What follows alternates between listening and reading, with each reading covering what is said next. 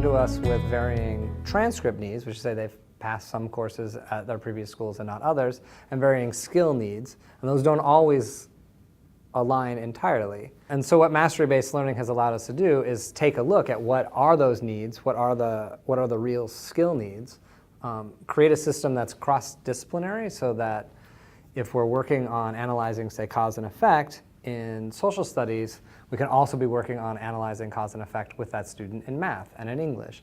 And so they're focused on one really core high leverage skill, which allows us then to sort of transfer that skill to whatever they need. So in targeting a student's like sort of individual skill arc, we're able to get gains faster with students and have that show up in their academic profile and the products they create.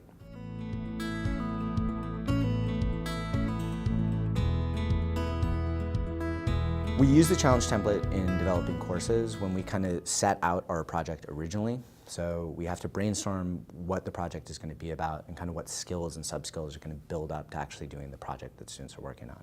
So every time we make a challenge, we try to make exemplars and we try to make rubrics for that particular challenge. And what we do is we try to do that up front so that students early in the challenge know exactly what they're going to be graded on, and then use that rubric kind of to refer to their work throughout the course.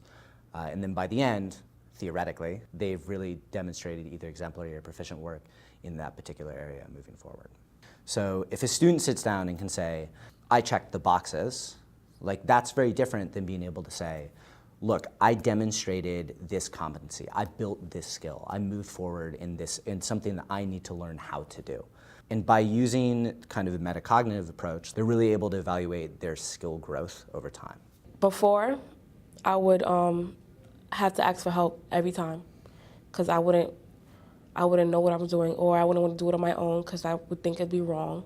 But now I just do it, and if it is wrong, I change it, and then, at Bronx Arena, there's no failing. We don't have the ability to fail.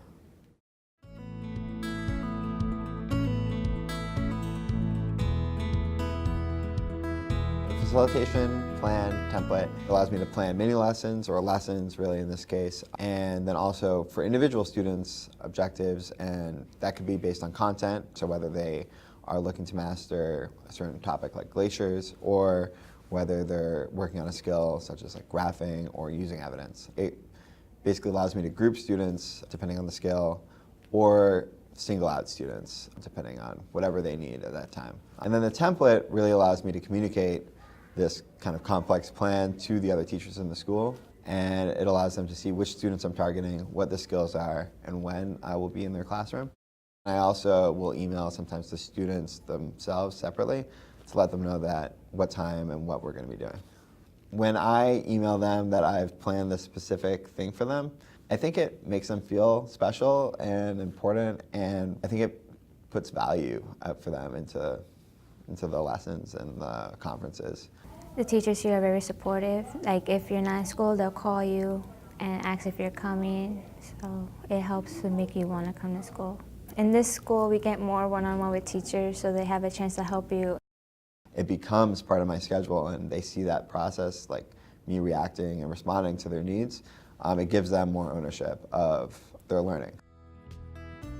So last year, our freshman college retention rate was above 70%, and we're very obviously proud of that. And I think it's a testament to holding on to the kids for maybe a little bit longer, but ensuring that they have the skills that they need, both to self-manage and the academic skills they need to go on to college, because they need both.